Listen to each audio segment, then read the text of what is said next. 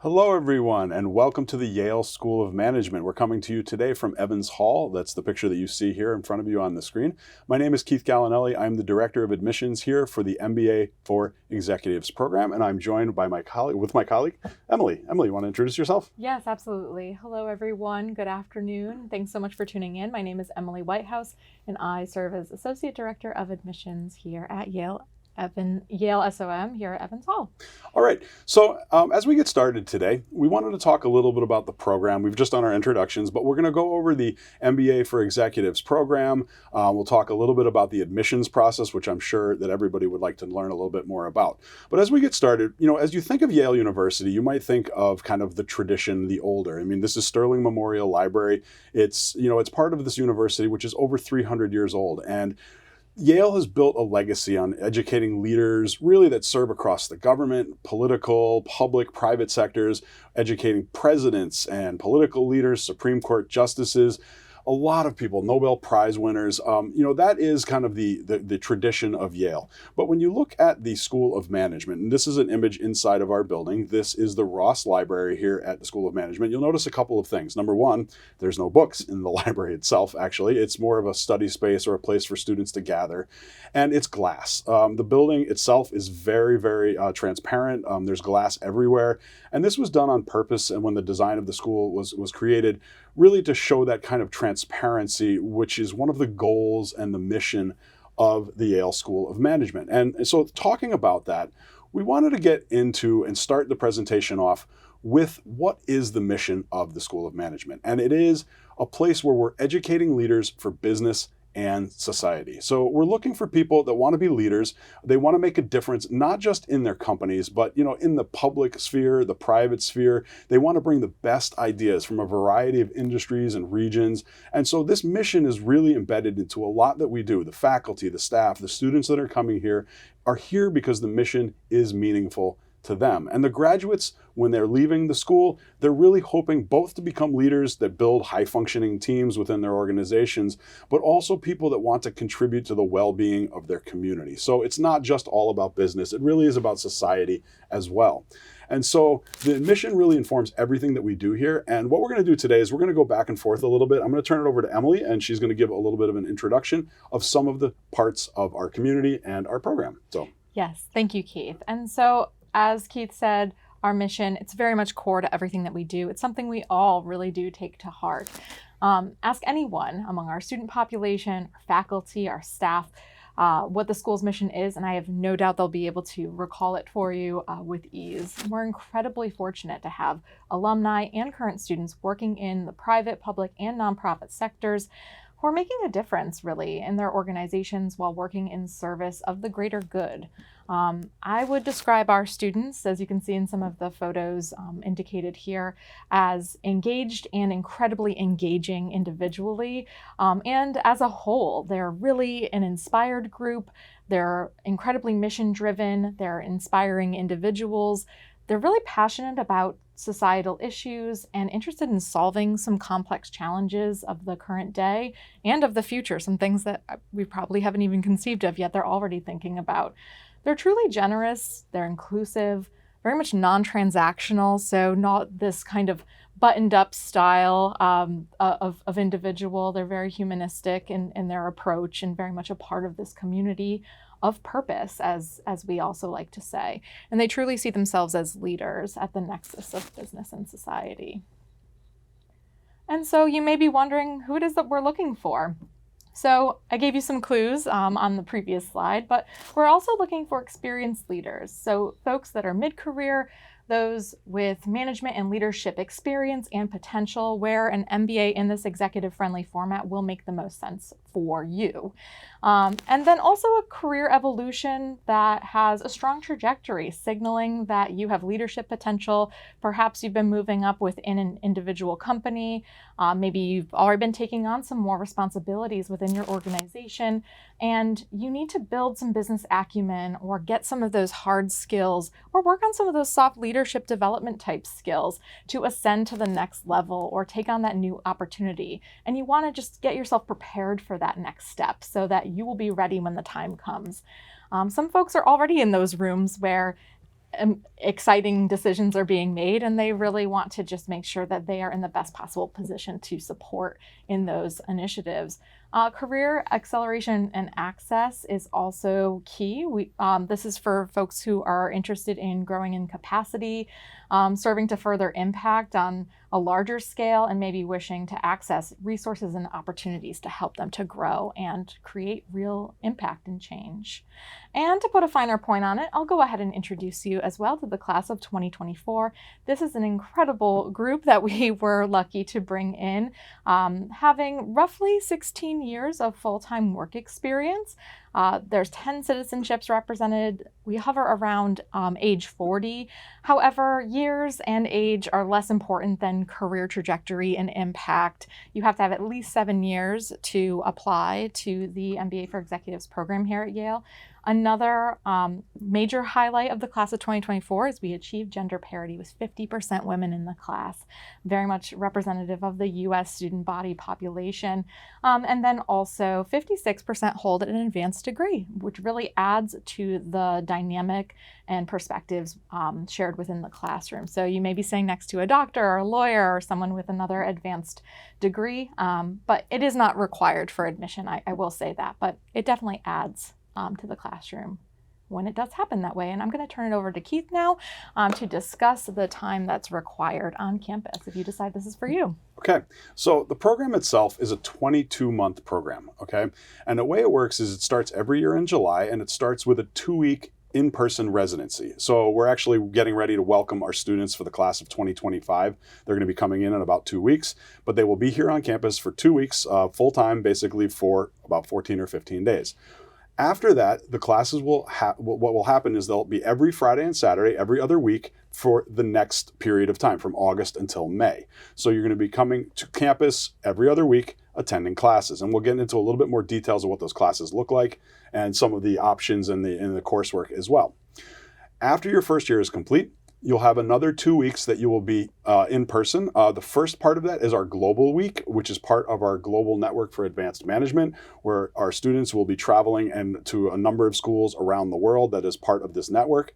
And then they'll have their next week of residency, and then going back in for the next remainder from August again till May of graduation, the every other weekend format. So it's a very, it is a significant commitment of time and energy and effort.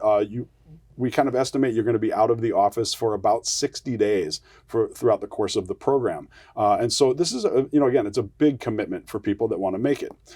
We do also know, though, that most of you that are coming into the program and most of our students, they are working professionals. So sometimes there may be that weather-related phenomena or work or personal commitment that you just cannot get out of, and you're not able to make it to New Haven to go to class. And so in those times, we do have the option for the extended classroom. Now, the extended classroom, you have the ability to participate remotely. It's important to know that you can't do the entire program remote. It's limited to a certain number of students and a certain number of times that you can take advantage of this per semester, but it is an option. And the way the classrooms are set up, they really do have the most advanced technology. Even today's presentation, we're being assisted by our media services department, but media services, they have kind of eye on everything. They're able to monitor the classrooms. They can change the microphone settings. They can change cameras. So if the person's speaking at the front of the room, they can focus on that person. Or if there's someone in the audience that's making a point, they can go there. So you really kind of feel immersed in the actual program. It's not just a straight Zoom experience, okay? So we do have some flexibility to this in-person every other weekend format in the extended classroom. If you're actually coming to campus, of course, Yale is located in New Haven, Connecticut. It's very centrally located between Boston and New York. The train really is an excellent way to go from Boston, New York, Philadelphia, Washington. A lot of our students do come from the Northeast, but we really do have students from all over the place. California, Texas, Florida, Utah, Georgia, Canada, Mexico, even one student's coming in from the Cayman Islands as well. So if for those people, usually they'll be coming in on a Thursday night. There are flights to the 3 New York major airports, JFK, LaGuardia, and Newark. Also, Hartford has an airport. And right here in New Haven, we have Tweed Airport. A new airline, Avello Airlines, has just started flying to a lot of locations directly in here. And we actually have a pilot from Avello as one of our members of the class of 2025 as well. And so what does the class weekend itself look like? So like I mentioned, many students are coming in on Thursday evening. We partner with hotels in the area.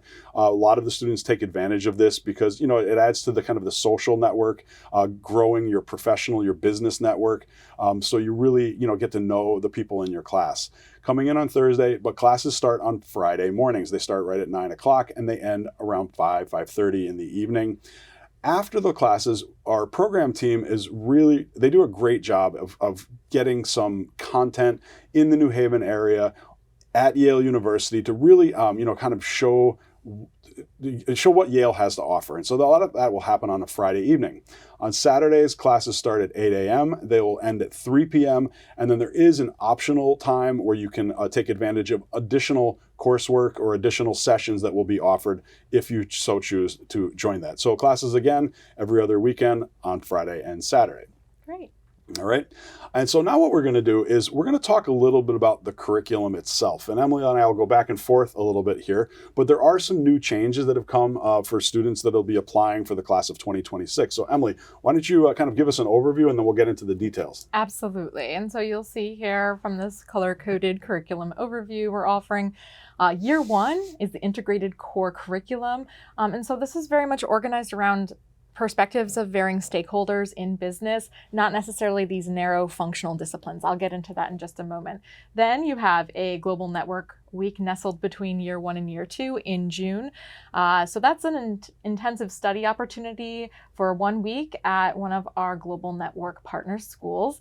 And then you have your advanced management curriculum that's taking place at the start of Year 2 and throughout. And then you have elective options, which include choosing courses across areas of focus, which are our areas of expertise as a school: asset management, healthcare, and sustainability. And then you will have your executive capstone core course to round out Year 2. And then you have a Colloquia Speakers series as well as leadership development throughout the 22-month period. But let's dig in a little bit into the integrated core curriculum. So you'll see here, rounding out the circle, we have organizational stakeholder perspectives. And as I said, these are not organized necessarily based on disciplines such as marketing or accounting or human capital management. It's really focused instead on stakeholder perspectives. So it's looking at business through the lens of the customer, the investor, the executive, and so on. And I'm going to go ahead and pull out an example here, which is sourcing and managing funds. Now, this is a course that is co-taught, like the majority of our courses are, and it covers functions such as accounting and finance and operations as well as strategy to help you to explore how there are different ways and means of raising money, which can advance a firm's core strategy. So as I said, the faculty co-teach, so they're each using their individual expertise, and so you're getting the best of our faculty and what they know and can teach you. And sometimes they'll weave a single example through 2 courses to demonstrate how a particular issue can affect different aspects of an organization and can be viewed from multiple perspectives. So that would be one great example right there. And now that's what is going to happen in Year 1 Yep. in the integrated core. So, doing all those different functional areas, and then you're going to transition into that global network week and That's exactly right. Yeah, absolutely. And so the Global Network Week, as Keith mentioned earlier, we're leveraging a global network for advanced management. We call it GNAM for short. We are a founding member of this global network of 32 business schools across 30 countries all around the world.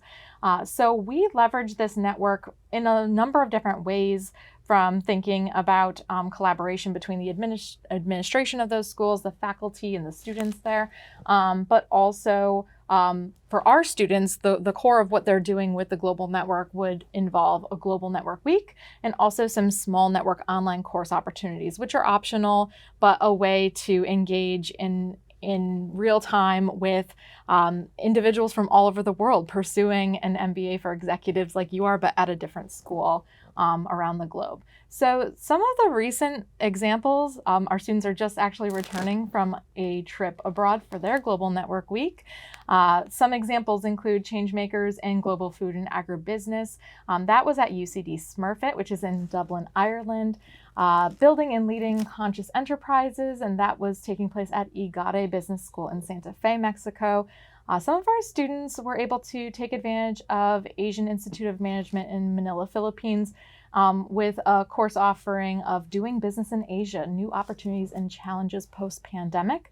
And then also all the way to Nairobi, Kenya, actually, for a course at Strathmore that focused on understanding business opportunities and investment in emerging markets. So some really cool content there, which is exciting. Yeah, and so once the students get back from their year or their week abroad, they're going to go into year 2. And in year 2, this is where some of the changes that are coming to the program are happening. And so let's get in a little bit about what happens in year 2 of the program. Absolutely. So upon your return, you would be starting up the advanced management curriculum. So there in the slide are some examples of some of the required courses that you would need to take, such as competitive strategy and business ethics. Those are core to basically any industry. But then also you have an elective curriculum that is available to you. So you may decide to pursue general management. That is now an opportunity to explore asset management, healthcare, and sustainability topics.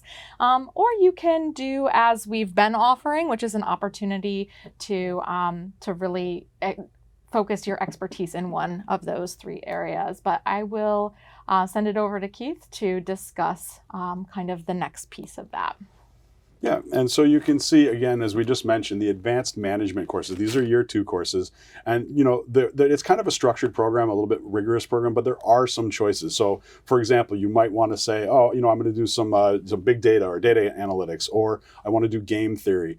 So you do have some flexibility in there, but there are some courses that everyone will take. Business ethics, of course, is one of them. But these are the foundational courses, really, that are part of the advanced management curriculum in year 2.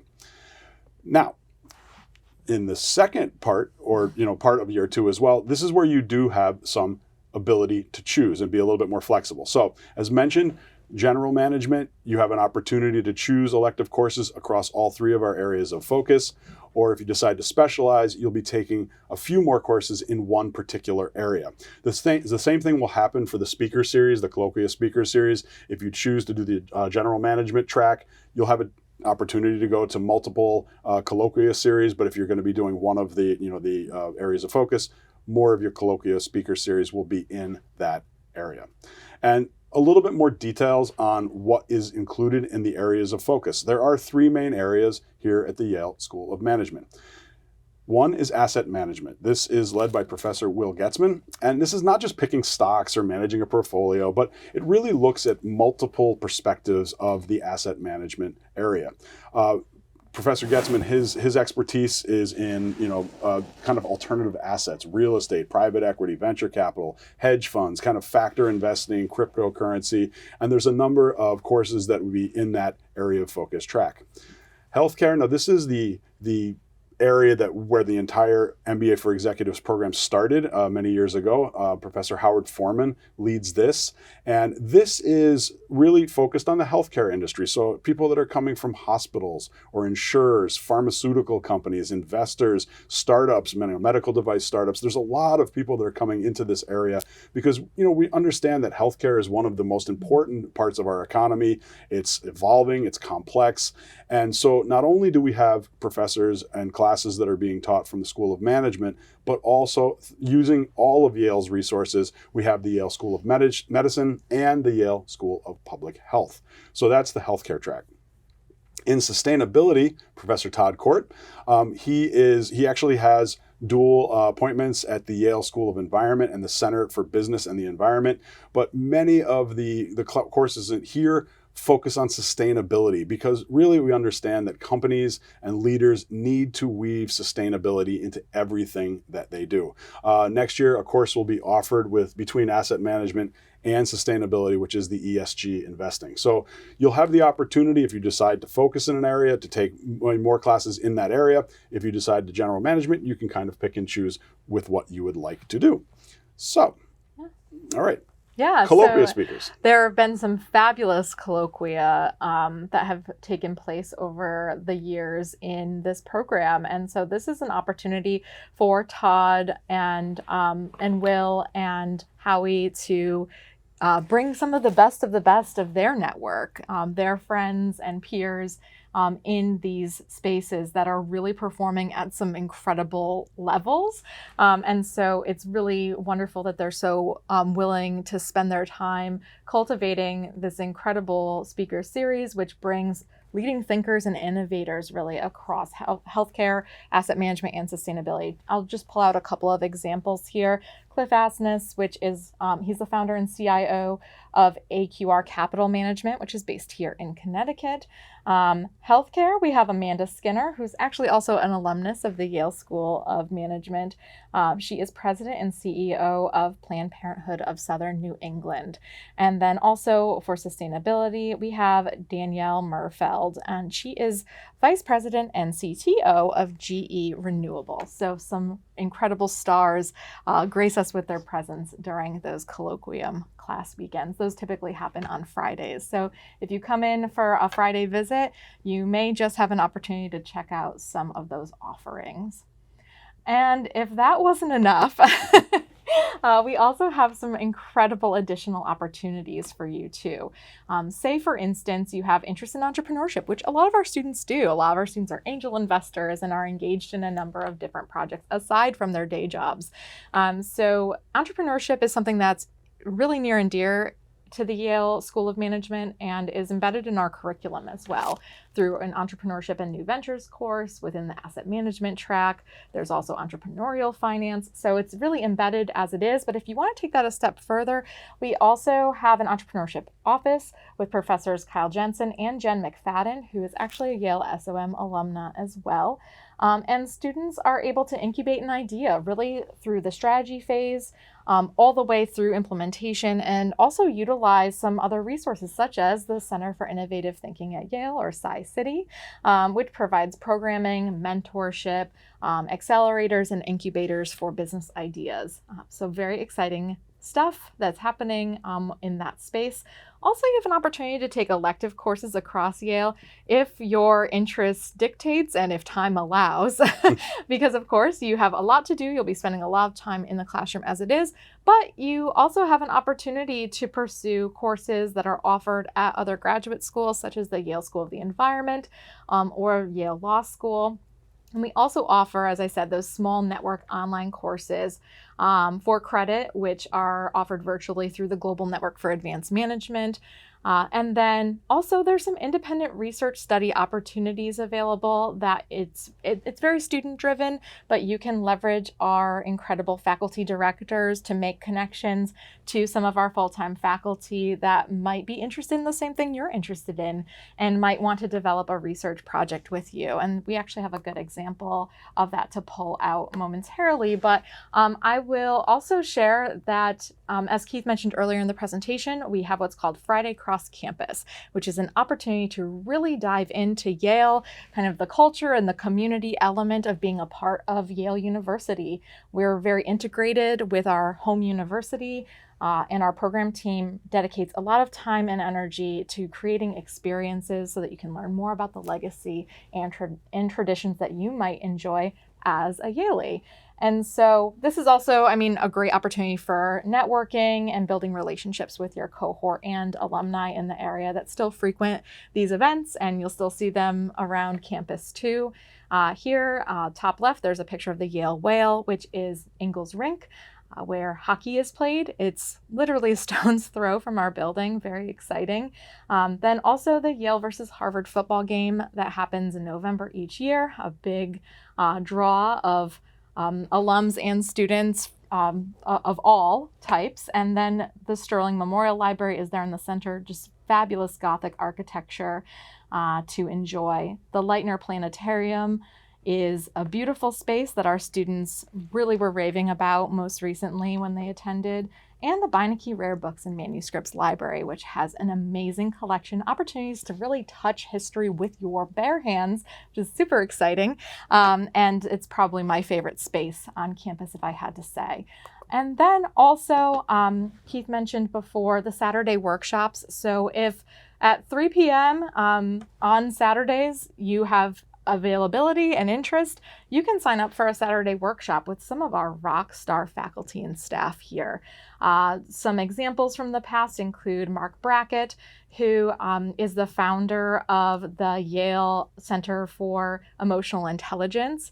And so, of course, he taught a workshop on that subject. One of our fabulous faculty, Zoe Chance, actually an author of a book called Influence is Your Superpower. She delivers a really fabulous workshop on mastering influence and persuasion, very core to marketing and communications. And then Grace Zandarsky, who is a lecturer at the world-renowned Yale School of Drama. She offers a workshop on executive voice and presence, crucial to commanding a boardroom full of executives. So I think that is a really exciting offering that we have for our students too. And very quickly, I think we can just talk a little bit about some of our amazing alums and current students. So I will kick that off now. Here we have a photo of Jen Shimpaw. She is someone who pursued asset management as a track during her time with us. She actually has been seen around the building TAing or acting as a teacher assistant, for those of you who aren't familiar with that abbreviation. But she works for HarborVest as involved in investor relations in Boston, Massachusetts. And she's also supporting us in a number of different functions as an alum. So just because you graduate doesn't necessarily mean that you're done forever. A lot of our students turn up quite a bit. And another great example here would be John Roseman. He actually just graduated in the class of 2023, and he was engaged in one of our independent research study opportunities with a group of his peers. He, as you can see, is a managing director of tourism for resorts in the Fiji area. And so he and his peers have been developing a raw case with Todd Court, who's the faculty director of the sustainability area focus, and he organized and led a trip for a group of students to his resorts in Fiji, and they had a wonderful time, and educational and fun, so the two go hand in hand here quite a bit. And then final example I'll pull out here is Erica Goldstein. She is a rising second year, so she's in our class of 2024. And she's doing fantastic work over at Otis Elevators, which is a local area company. And she's been focused in the sustainability side of that operation. So very excited to welcome her back to campus in just a few short weeks when they kick off with their in-residency period. And you are likely wondering a little bit more about admissions, which is what we're here to tell you more about. So I'll turn it to you, Keith. All right. So yeah, I think this is probably the part of the presentation that most people are really interested in about what is the admissions process like. As we get towards the end of the presentation, again, we do have the question and answer section of Zoom. So please, if you have any questions, please put them there and we'll address those as we get to the end of the presentation. So the admissions process for the MBA for Executive program has a number of steps, okay? We have 3 different rounds of applications, and I'll talk about the dates of that in just a minute, but they're all going towards that same start in July of every year. And so what will happen is that basically you have to, put your application together, you have to submit it by the round deadline. We will get together as a committee, we will go through the applications, and then if selected, you'll be invited to come back to campus or come to campus for the first time possibly and have an in-person interview, okay? After the interviews, again, we're gonna meet again with the admissions committee and we will have our final decisions for that round. So the application itself has 3 different, as I mentioned, 3 different rounds. The first one will be opening, or actually the first application will be opening in the beginning of August. So it's closed currently right now, but it will be opening in August. And The first round will close on October 31st. Okay. So the application components, as you can see here listed on the screen, it's a relatively straightforward application with the resume and your transcripts. I do want to point out a few things. We do have some essay questions. We're going to be changing them slightly from previous rounds. If you had gone through the process before, there'll be 3 kind of shorter essay questions. The other thing that a lot of people ask us about is the exam. We actually do require an exam, either the EA, the executive assessment, the GRE, or the GMAT. This is required of every applicant to the program, regardless of how many years of experience that you have. We do understand that for some people, you may have been out of school for a significant amount of time. And so I think that, what I've had the students come up to me and tell me, said, it was really good for taking this exam because it gave me an indication that I really do need to kind of get caught up on some of my quantitative skills. The program is very quantitative. So some students really realized that they needed to do a little bit more because they had been out of school for a significant amount of time. So we'll have a few more webinars. We're actually going to be hosting a webinar with people from the EA exam in August, and you'll have the opportunity to learn more about that. But it's definitely something you want to think about because this can take a bit of time to schedule the exam and go through it and do it.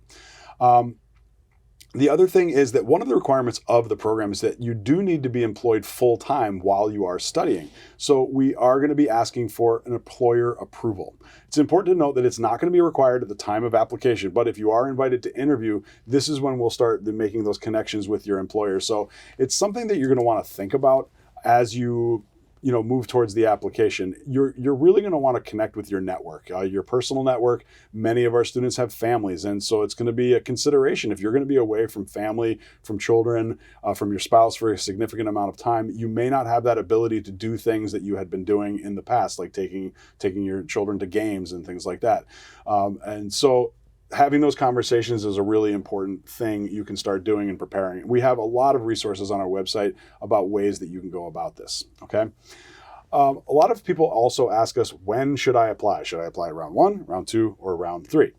I would say the best advice that I can give is apply when you are ready. Once you've gotten all of the components that you think you're going to need for the application together, and you're ready to really commit to moving forward with this, you're going to want to apply in that round. I can tell you, round 1 and round 2, you will have more time, if admitted, to start getting your life in order for entering into the program. Round 3, it's a relatively rapid turnaround. The application decisions will go out in the beginning of May, and the classes start at the beginning of July. So only about a 2-month window between when you've been admitted, doing some of the course pre-work, and actually starting the program. So these are just kind of things to consider about the program itself. And so, Emily, as we kind of wrap up the set part of the presentation, what can people do next? What are some of the next steps they can take? Yeah, absolutely. Happy to share about that. So some advice that I would offer would be, first and foremost, to do a pre-assessment. If you haven't already done so, this is an opportunity to fill out a very brief form on our website that you would just put in some very basic information and then upload a LinkedIn profile URL, a little link there, or a copy of your resume, something recent, so that we can conduct a pre-assessment. And then one of us, myself, Keith, my colleague David, will get back in touch with you with some guidance on potential next steps. We're not afraid to give real feedback. If we think it's not the right time for you, we might suggest other programming here at Yale. But hopefully it's a good opportunity for you to just learn a little bit about some different kind of things that you can do to prepare yourself. Then also, we will be hosting additional virtual events aside from this one. You're here today, which is a great first step, a great start, just to get a good overview of our program and what we require from an admissions standpoint. But also, come to campus. We have our first information session on campus, which will be similar in content to this. We'll add some other things there, so you'll get some different information as well. But then also lunch with current students, sit in on a class, so some really good opportunities to do that. And our first will be August 12th. And then we'll do do those roughly once a month. And then there are other opportunities to come to campus aside from interview day if you are so fortunate as to be invited. But then also we'll be traveling this summer. We'll be on the road a bit. Keith will be in Philadelphia and New York just next week. I'll be in New York and Boston the following month. So we may be in a city near you. Definitely keep an eye on our events page, and we will be happy to meet you when we're out on the road. And of course, email us with any individual questions that you might have. We're very happy to answer those questions that you have. And all of us kind of monitor that inbox, and we're happy to connect in any way that's helpful to you. Yeah, definitely. And I think, if you have not yet done a pre-assessment, it's really important. One, I always recommend people is take a look. If you're going to send us a LinkedIn profile, make sure it's up to date. It's got some of your experiences, your jobs, your education. Mm-hmm. That's very helpful to us as we're looking through the pre-assessments. And again, as we go on the road, as Emily mentioned, there's a number of opportunities. We have times where, usually after we complete the pre-assessments, we'll have some small kind of coffee chats, which is more of just a Zoom format where you can come and ask questions. Right. You can get on the phone. We offer phone calls, and then also one-to-one meetings when we're on the road. So with that, we wanted to get to the final part, which is, who we are. We forgot to tell you. That's a good one. We actually do have a really, kind of an extensive team, and you want to introduce some of the people here? So some folks that you may recognize from other events if you've been to campus before. We have our Assistant Dean, Wendy Sung, our leader.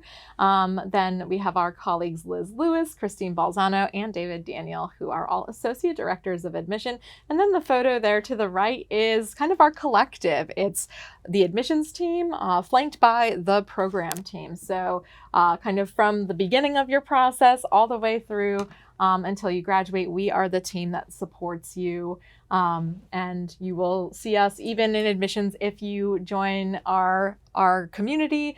You certainly won't be getting rid of us. We're at a lot of events too, and we might just be asking for your support as an alumnus or as a current student. So we are quite a fantastic group of colleagues that work really hard to make sure that we create an incredible experience from beginning, middle, and end. And so, I think it's time for some Q&A. I see one actually here, Keith. Perhaps you can you can tell us. Someone has asked how recent GRE scores need to be. And so just giving a little information about what we're looking for there. Yeah, so for the exams, we would need to see a valid score within the last 5 years. So if you have not taken the GRE or the GMAT or the EA exam within the last 5 years, you would have to take it again. I can tell you one other thing that this is kind of just a piece of advice. I know the EA, for example, offers both an in-person and an online exam. I would strongly recommend doing the in-person exam. It's just sometimes with the AI that's involved with the online assessment, it can be a little bit tricky, and it's quite disheartening if you've gotten all the way through the exam and for some reason the test doesn't continue. So an in-person is usually a good way to go. There's definitely a lot of resources for the exam as well to kind of get prepared for it, so you understand the type of questions that they'll be asking. And as I mentioned, in August we will be having a webinar with people from the EA exam specifically to talk about that test and that exam. Great. And so we have a few other questions here. Let's take a look. Emily. Yeah. Are the applications evaluated holistically, or does one particular aspect, such as the exam score, is that weighed more heavily?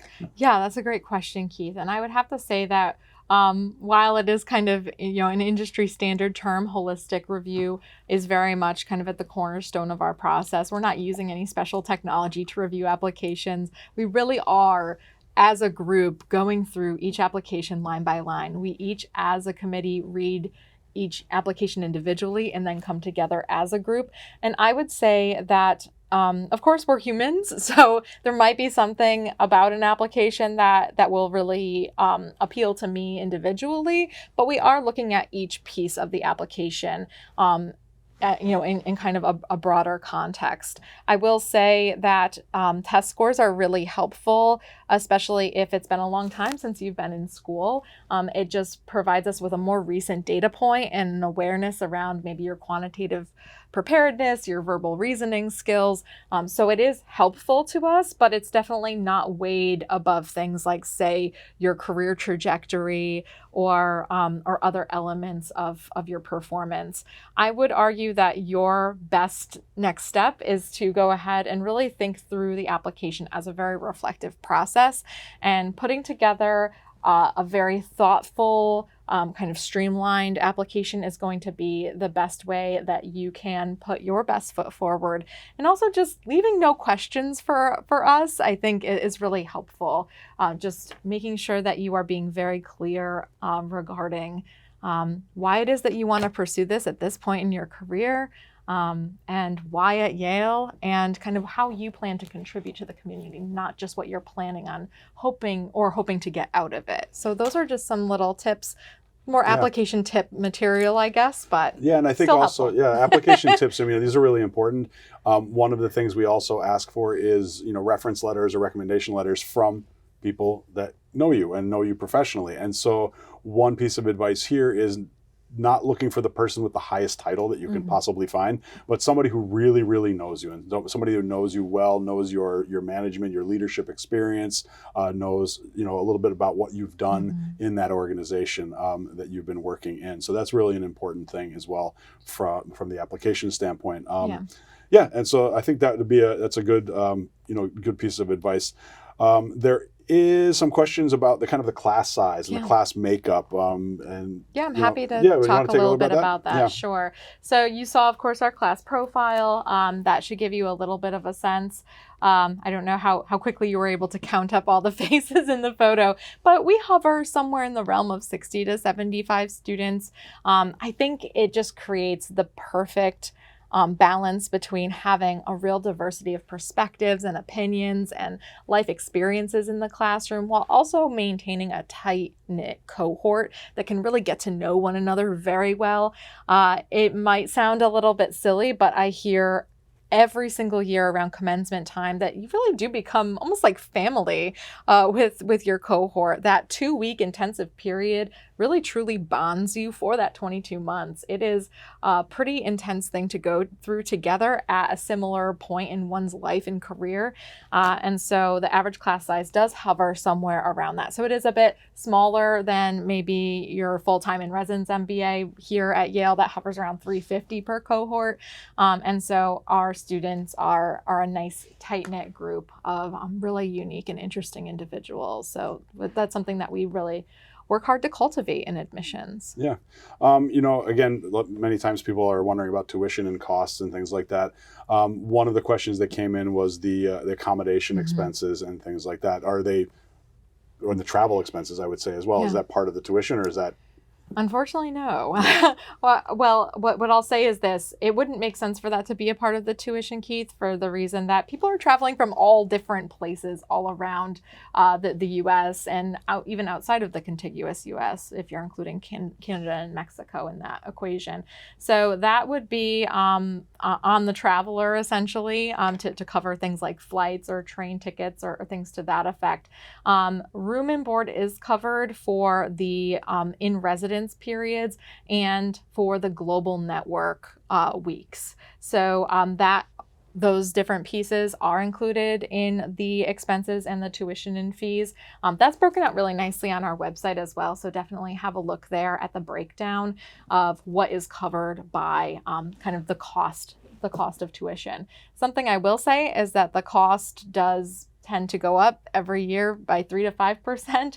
Unfortunately, that's just how it goes and with inflation. So it doesn't pay to wait, in my opinion, too terribly long.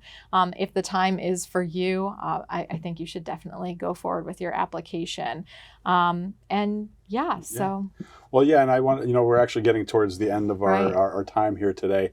So I do want to thank everybody for attending. And if you're watching this later online, again, please make sure you take a look at the website. We will be having all of our upcoming events will be up on the website where you can come to campus or come meet us if we are traveling to your area. We'll have opportunities really to learn a lot more about the program, because it definitely is a major decision when you do decide to pursue an MBA for Executives type of program. And so we hope that you're going to be as informed as possible, and we're here to help you out. So thank you very much for joining us. Emily, thank you for joining me as well today. Thank you, Keith. And hopefully we'll see you on campus in the very near future. Take care. All right, thank you. Thanks.